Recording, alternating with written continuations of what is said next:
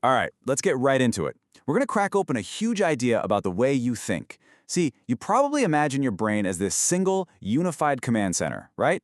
But the truth is, it's more like there's a constant drama playing out in your head, a tug of war between two very different characters who shape every single thing you do. Okay, so right off the bat, take a look at these two lines. Which one's longer? Go on, just your gut reaction. I'm willing to bet you're pointing at the bottom one. I mean, it looks longer, doesn't it? But here's the thing. If you would actually measure them, you'd find out they're the exact same length. And the craziest part? Even knowing that, you can't unsee it. You just can't make your brain see them as equal. So what is going on there? It's fascinating, right? You've got one part of your brain with this powerful, automatic gut feeling, and another part that knows the facts. It really makes you wonder, who's actually in charge here? Well, to figure that out, we've got to meet the two stars of the show, straight from Daniel Kahneman's book. He calls them System 1 and System 2. You can think of System 1 as the hero of our story. It's fast, it's intuitive, it's all gut instinct. And System 2? Well, System 2 is the supervisor. It's slow, it's careful, and honestly, it's pretty lazy. Let's actually see these two in action. Okay, look at this face. You didn't have to think about it, right? Not for a second. You just knew she's angry. You probably even had a little flash of what's coming next. She's about to say something not very nice. That instantaneous, effortless jump to a conclusion, that is pure System 1 at work.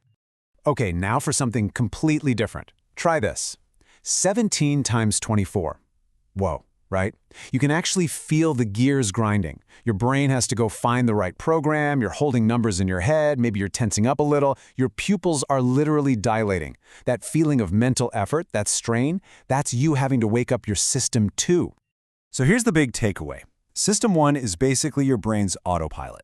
It's running in the background all the time, handling everything from understanding a sentence to driving a car on an empty road. It's the source of all your gut reactions.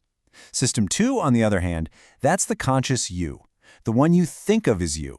It's the part that has to concentrate, the part that makes tough choices, the part that actually has to focus. And this is a big but. Here's the twist in their relationship. System 2 is lazy. It takes a lot of energy to use it, and our brains are all about conserving energy. So what happens most of the time? System 2 just goes along with whatever System 1 suggests. It just nods and accepts it. It only really gets off the couch when things get hard, when it spots a mistake, or when you force it to pay attention. And you know, most of the time, this partnership works out just fine. But System 1's secret to being so fast is that it uses these little mental shortcuts, what psychologists call heuristics.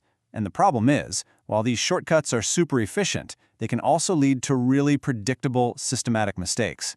We call these cognitive biases. All right, let's try one out. This is a classic one called the availability heuristic.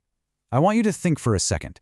If you live with a partner or a roommate, what percentage of the chores around the house do you do? Just come up with a number in your head. Okay, got your number? Here's the fascinating part. When researchers ask couples this, the two numbers they give almost always add up to way more than 100%. So why does that happen?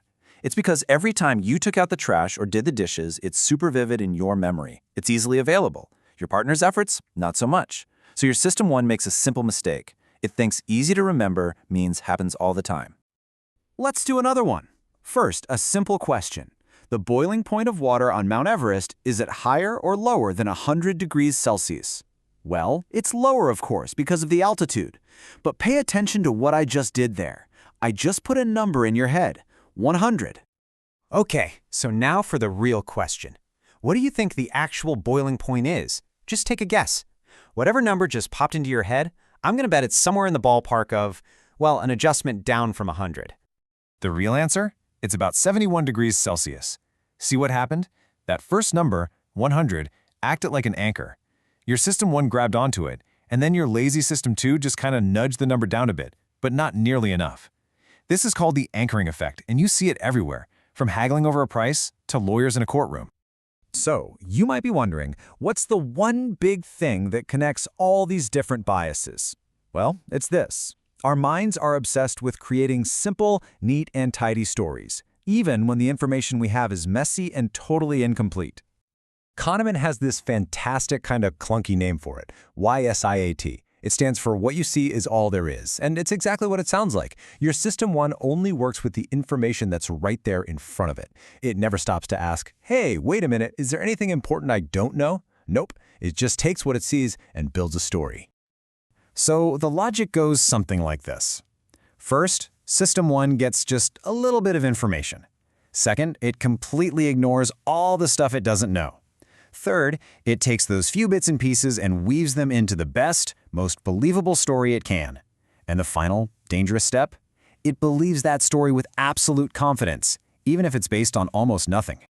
And this is the real punchline of Wysiati. And it's kind of scary. It's actually easier to feel confident when you know less. Why? Because when you only have a few puzzle pieces, it's super easy to fit them into a simple, neat picture. The less you know, the better the story feels. Okay, so what do we do with all this? The point here isn't to feel bad about our brains. It's not that we're hopelessly broken. The point is that by learning the language of how we think, we can get better at it. We can start to spot these little traps and errors, not just in other people, but in ourselves too. You know, Kahneman himself said his goal wasn't to make us all into perfectly logical robots. It was to give us a better vocabulary, a shared language for talking about how people make decisions. He even says it's way easier to see these flaws in others. And that's why he says intelligent gossip, talking with friends about why a decision was good or bad, can be one of the best ways to sharpen our own thinking. So now you've got this new mental toolkit. When you have a gut feeling, you can call it what it is. That's my System 1 talking. When you're negotiating a price, you can look out for an anchor. When you hear someone arguing based on a single vivid story, you can spot the availability heuristic. And when someone is way too confident based on way too little info, you can call it Wysiati. So this new language definitely makes you a better observer of everyone else. But that leaves us with one final and much harder question.